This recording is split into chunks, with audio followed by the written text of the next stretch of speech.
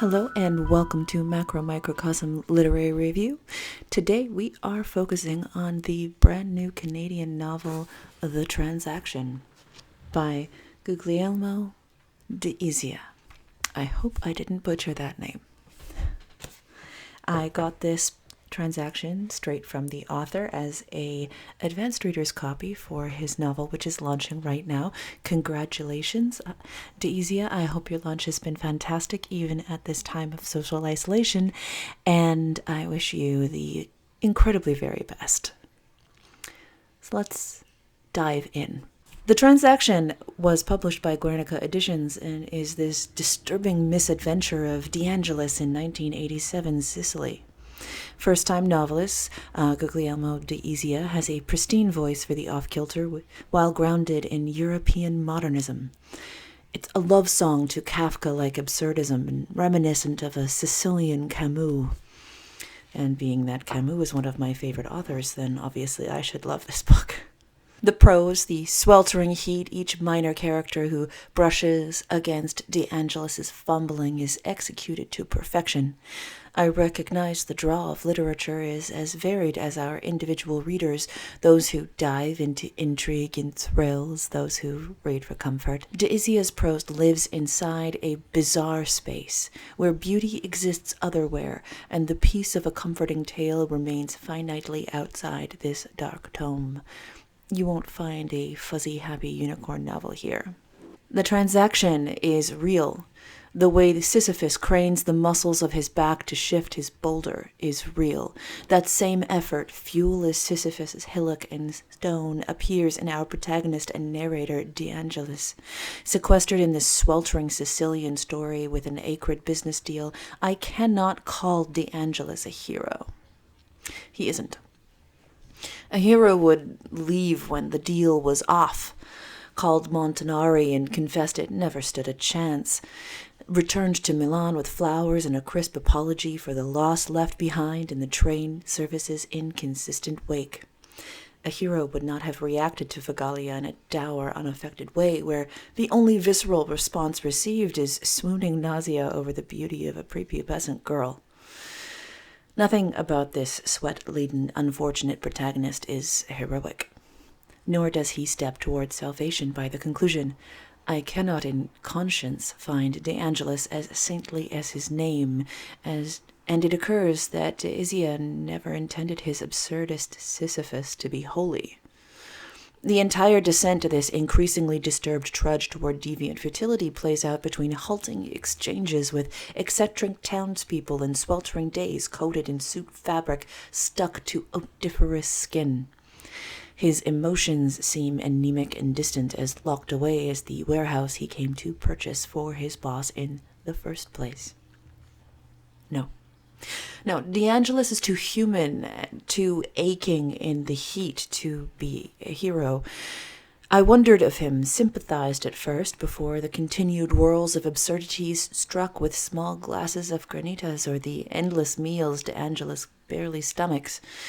Food seems as repulsive to him as the townspeople are repulsed by this northern scourge. Whispers in their vernacular, "No deal. No deal could possibly be done with this ill-fated temporary delinquent holed up at the landlady's drab room, with nothing but one ineffective fan and a throbbing leg." Why doesn't he leave when the deal is off, the mediator gone? When the family yells and snarls for him to go? When the beautiful prepubescent daughter catches his eyes, why does DeAngelis stay? That seems to be the crux of the novel for me, and one that left me questioning the entire thing again and again as I was reading it. Long after his thin, suspicious welcome, he stays. Long after the drudgery of his unfortunately abysmal travels brought him to a town I imagine lays forgotten by the rest of the world even still. The way Vræyda wants to be, a still-life daguerreo type with traditions steeped into life. Vræyda, as D'Izzia writes it, is alive in this snapshot, a world consistent of this mirror Sicily in its awkwardness and deception and creeping discomfort and body odor-scented sunshine. Small trattorias, restaurants, coffee alcoves. The landscape itself is mountainous as a cliffside where a boy nearly buys the farm. Just as DeAngelis is no hero, Figalia is too deviant in its citizenry to be righteous. But it is richly experienced, and that takes a talented novelist to produce something with such texture and reality. D'Izzia's prose is masterful in the intimate and confounding. His ability to create characters that breathe and falter on the page made The Transaction a fascinating and worthy read, if you don't mind that deviancy which drives through the entire novel. Some of the content made me a little wary of liking it any further, but it is an incredibly well-written book. You know, the team that worked on this debut novel, they're fantastic. You know, every single sentence is so finely honed, I find myself completely off kilter just thinking that this is a first novel and not a third or a fourth. I digress. Sorry about that, or maybe I shouldn't apologize for digressing, but the novel smelled of heat sweat, grappa, and Italian meats, a pristine collection of incomplete buildings to incite the roving psychological introspection of DeAngelis. As a reader, I wondered about the choices DeAngelis makes. There are a few I wonder on for plot's sake and not for the sense of the situation.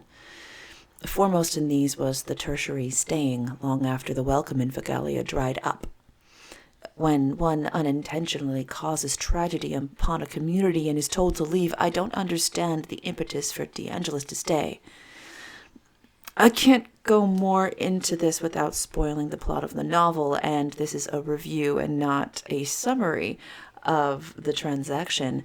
I can only say, if you're all right with a novel which touches on things like child prostitution, then dive in.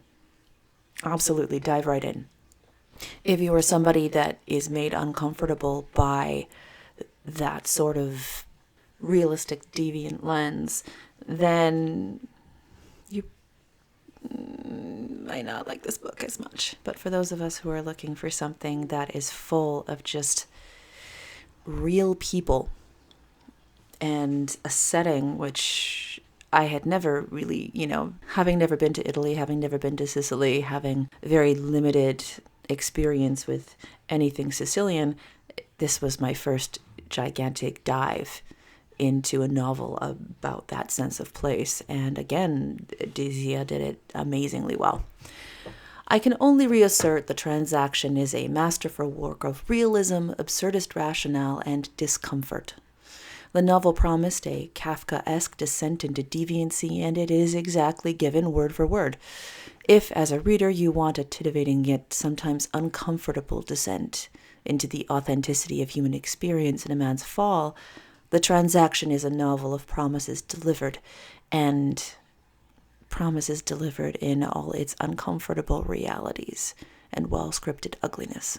Thank you to the author and to Guernica Editions for this ARC of the book. I hope this launch continues going with aplomb. And thank you to all of our MacroMicroCosm listeners. You guys rock my socks, especially at this time of social isolation.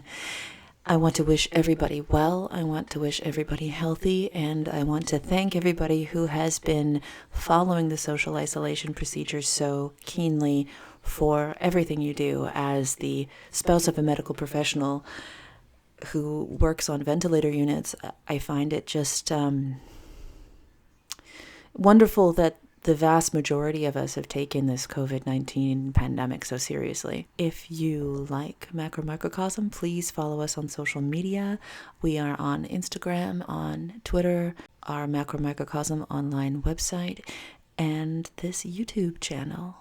And if you are listening to us on our podcasts on Spotify or Podbean or Apple Podcasts, thank you so much for listening. And thank you for your support of our latest magazine edition, Haven, which is for sale on Magster and the Vræyda store. And if you have a novel you would like to be reviewed, or if you haven't, I would like to open this up. If you have any questions for D'Izzia, please follow us on Twitter at MacroMicroCosm and ask. And we're going to try and set up a author interview with some questions from viewers and some questions from myself. I'm going to wish everybody a fantastically creative day and sign off for now. Bye. Guglielmo D'Izzia has a pristine voice for the off-kilter. I'm going to start that again, because I'm terrible at Sicilian and Italian names. I really am. I am a thorough Scandinavian. It's hard to say. Okay, let's try that again.